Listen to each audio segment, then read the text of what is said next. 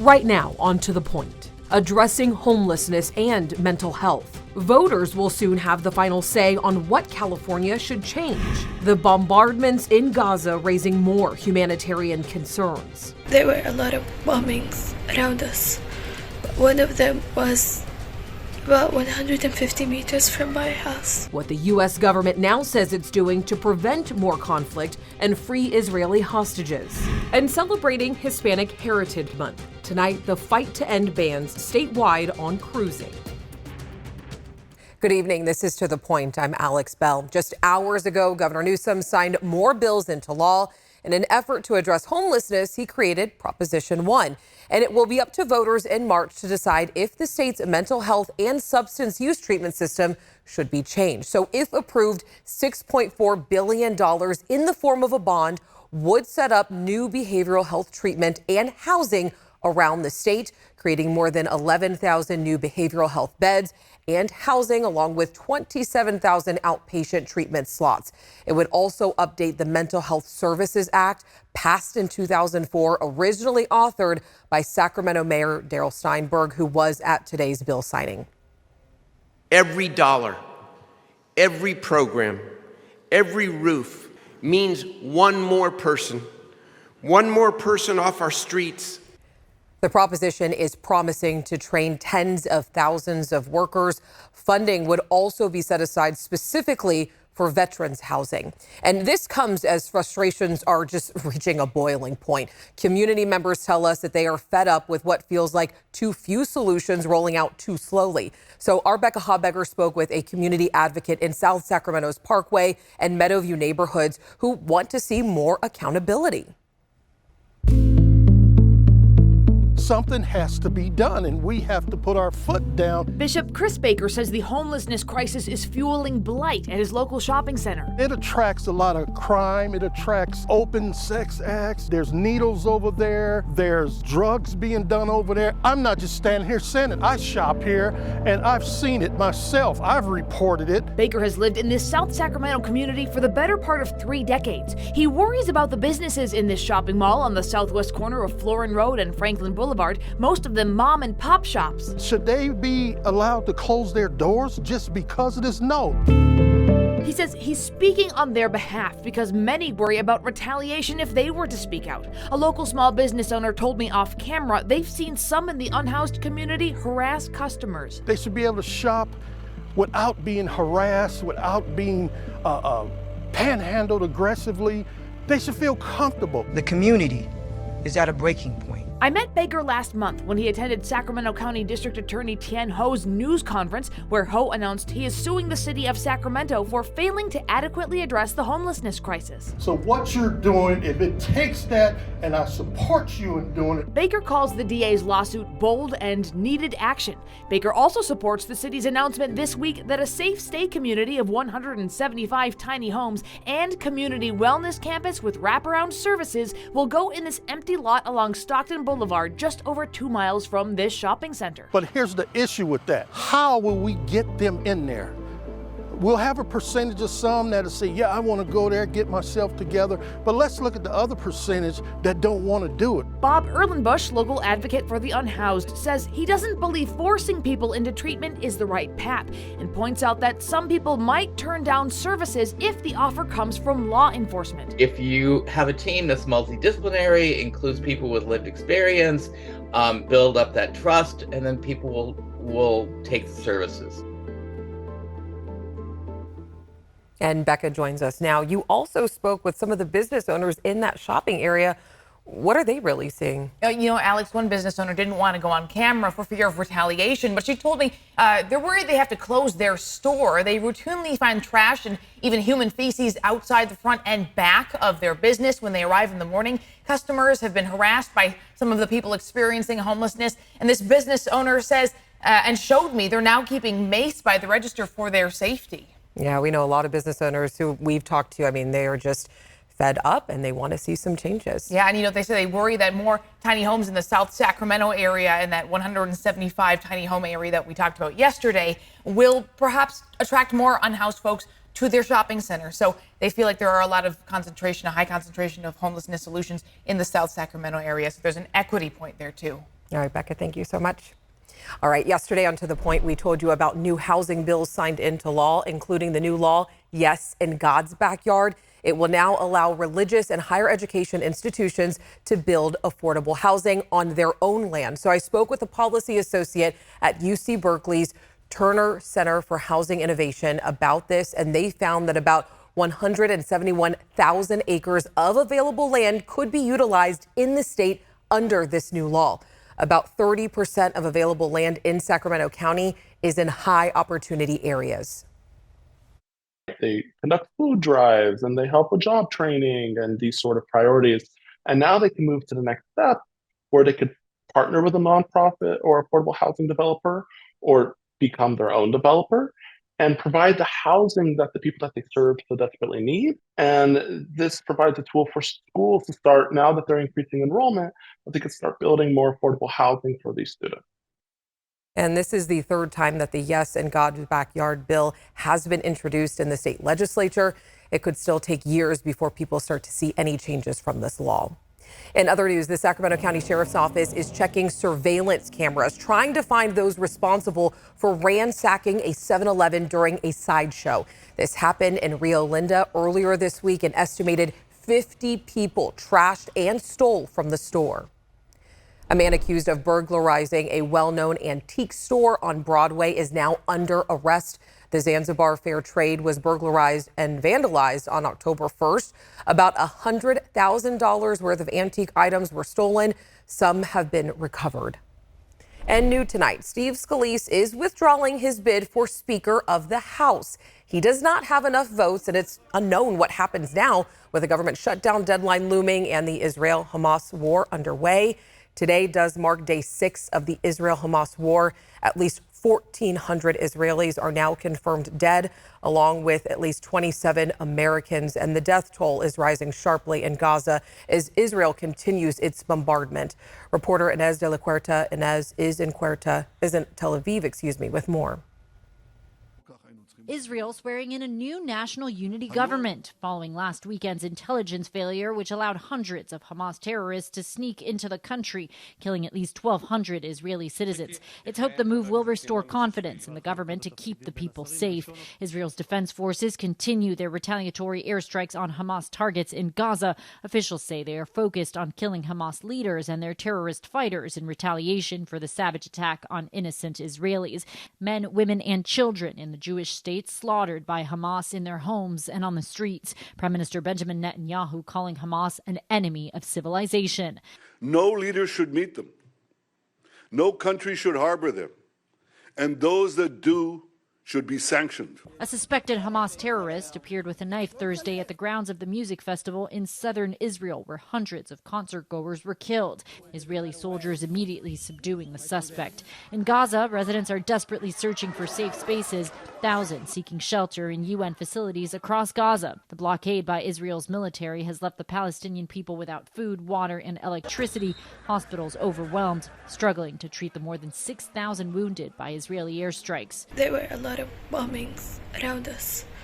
One of them was about 150 meters from my house. Secretary of State Antony Blinken meeting with Netanyahu in Israel today, saying he will be visiting with leaders across the Middle East in the coming days. We'll continue pressing countries to help prevent the conflict from spreading and to use our leverage with Hamas to immediately and unconditionally release the hostages. Blinken also pledging U.S. support and continued military aid to Israel. The Pentagon says U.S. intelligence had no warning Hamas was planning this attack, adding the U.S. has not seen a massing of Hezbollah militant troops on Israel's northern border amid concerns about a possible second front. Inez de la Huerta, ABC News, Tel Aviv, Israel.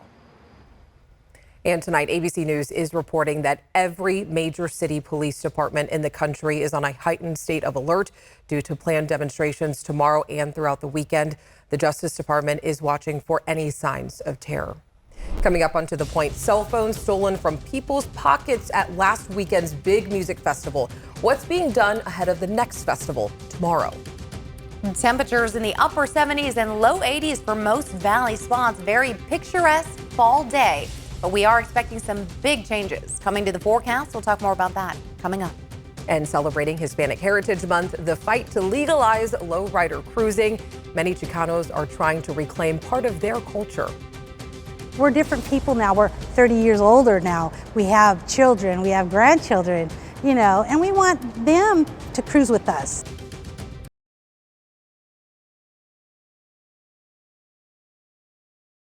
All right, so we were a little cooler today, and this weekend we're going to have some cloud coverage, which is not ideal for the solar eclipse, I must say. I know. A lot of people saying, oh, I'm so excited to see it, but I'm like, hold up there. Let me throw you some bad news.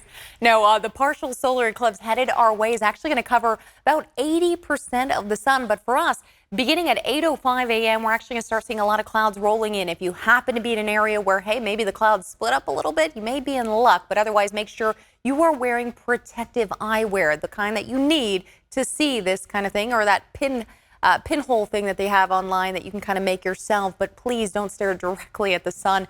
80% of it covered there around 9:20 a.m., ending at 10:43 a.m. Again, a partial solar eclipse. We'll see a total one further north in Oregon. Now, as we take a look offshore, a low pressure system is circulating and a lot of clouds headed our way. Starting tomorrow, we'll see the clouds pushing in with partly cloudy conditions, bringing in that wind along a cold front. Wind gusts as high as about 15 to even 25 miles per hour as we move into Friday and into your Saturday. A little windy as well, but not quite as gusty. As we also take a look at our future cast, what we can expect with the jet stream here is moderate conditions. Here we are in the orange and yellow there, looking pretty decent. Very fall-like conditions for the next few days into the weekend. Upper 70s, low 80s. Very nice. Get some nice fall things done. But as you start getting into next week, starting Wednesday, we will see a lot of heat, a high pressure system building there. That'll bring our temperatures in the mid to upper 80s. So get ready for that. Lower foothill spots looking at upper 70s and low 80s tomorrow. And then the 10-day forecast does bring nice conditions through the weekend. Clouds on Monday. And then here we are as we move toward next weekend. A little warm there in the upper 80s. All right, thanks, Carly. Next on To The Point, people's phones stolen at last weekend's Aftershock Music Festival and the fight to end lowrider cruising bans statewide.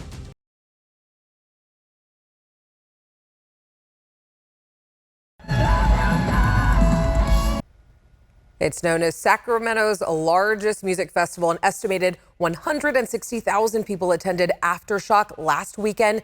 But for many, theft at the concert ruined their weekend. People tell us that their cell phones were stolen out of their pockets. And with the Golden Sky Country Music Festival happening this weekend, our Roxanne Elias has more on safety concerns.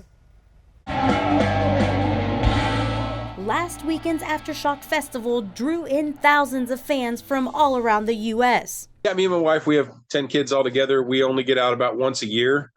We usually go to a festival that's down here in the south called Rocklahoma, but we decided to come check out Aftershock. But what was supposed to be a good time for Jeffrey Helton and his wife ended up being a headache when his personal and work cell phones were stolen. The couple all the way from Dallas, Texas says it happened on the very first night of the festival. Because we were traveling from out of state. It was our way back to our Airbnb. It was how we got into the Airbnb. It was how I communicated with all my kids back home and then checked in with the, family who was watching them. So it threw quite a few wrenches. Photos and days were lost trying to locate a backup phone. But they were not the only ones who had to deal with this. According to a social media post, 2 men who were reported missing earlier this week also had their cell phones stolen. They have since been located. You could tell these people were professional for how quickly and efficiently they were able to steal. I mean, it must have been 50 people because by the end of it was myself and a lot of people walking around being like, cell phone, anyone find a cell phone? Sacramento police tell us they are aware of the phones being stolen. And while attending concerts are fun, these events generally result in a large number of people being in close proximity, which is a perfect place for personal property theft. Their advice is to always be aware of your surroundings, limit the size of property you're taking with you, and use handbags or purses that have a zipper or locking flap. Also carry wallets inside a closed coat pocket or your front pants pocket. And popular artists are in town. Pink is performing at the Golden One Center tonight. This is the crowd gathering outside, waiting to get in. Tickets are still available. ABC 10 continues to celebrate Hispanic Heritage Month, and tonight we're taking a closer look at the fight to legalize lowrider cruising in California. Many Chicanos trying to reclaim part of their culture and heritage say that they have been suppressed for decades. Our Jeannie Nguyen shares their story tonight.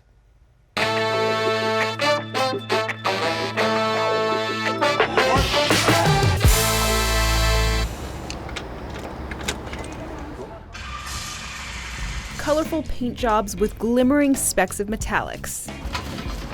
Bouncing hydraulics cruising low and slow. This is lowrider and Chicano culture. I've been lowriding since I was a kid. I bought this car for my wife. So my wife likes jewelry and bling, so that's why the gold and the chrome engraving. This 1965 Chevy Impala is a labor of love for Chito Mireles, and for many lowrider owners, fixing and making additions to the car is a never-ending process. Every lowrider you see out there, they're all different. It's the way we express ourselves, from our paint jobs to our wheels, to the engraving on the cars, the interiors. Tinkering with classic cars has been a lifelong passion for Mireles. My dad's had lowriders his whole life. He's cruised San Jose back in the 70s with my uncles. He's always worked on classic cars. Since the 1980s, state vehicle code has allowed cities across California to stop drivers from cruising and driving cars modified to be a certain height. Cities like Sacramento, Modesto, and San Jose have recently lifted the decades-old ban. I was happy they lifted the ban, because lifting the ban, it just unifies everybody.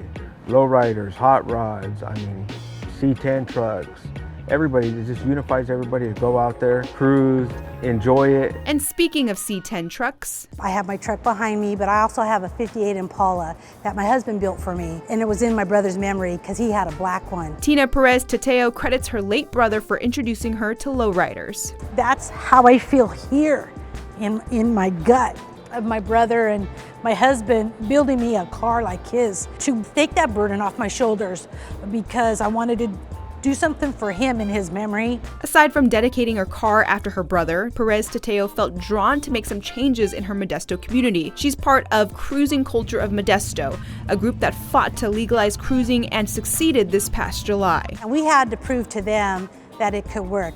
But we got really lucky because a lot of people on the city council are car people. Cruising across the state could soon be possible. Assembly Bill 436 will remove the ban statewide. For both Perez Tateo and Mireles, the concern for banning it in the first place should no longer be an issue today. It's a whole different time now. Times have changed, people have grown up.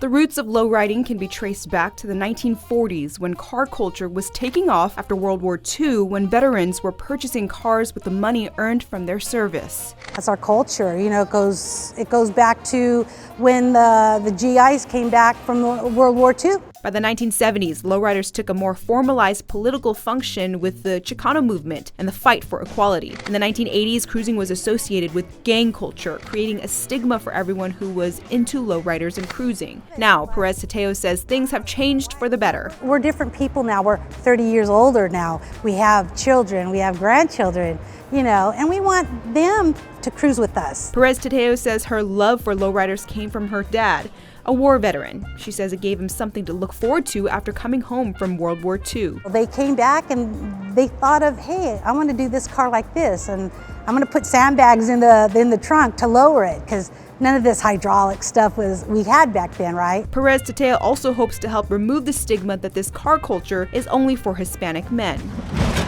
They want to move from the passenger side to the driver's side now, and to be a role model for the younger generation. Assemblymember David Alvarez introduced AB 436. Lowriding and cruising is part of culture. It's part of a lot of our communities throughout the state, and it shouldn't be something that gets penalized. Local government also needs to have the ability to make sure that people are safe. And when we had problems, we had to stop the cruising. I think we should. So I respectfully ask for a no vote.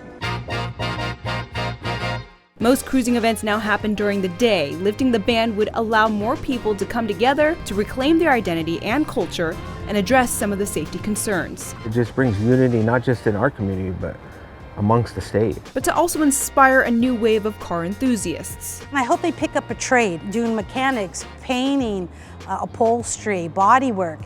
it's out there for them to do, you know, so we hope to keep that alive also. And the governor has until this Saturday to sign or veto the bill to lift bans statewide. We're back after this.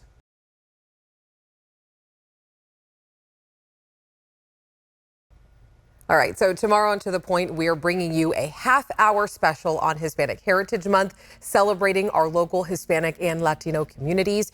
So you'll hear from local dancers, artists, educators, and restaurant owners, and much, much more. Thank you so much for joining us on To The Point. We are always working to bring you more context and information on issues impacting us right here in Northern California. So if there's something that you care about, make sure you reach out to me and the team. Have a great night. I'll see you tomorrow.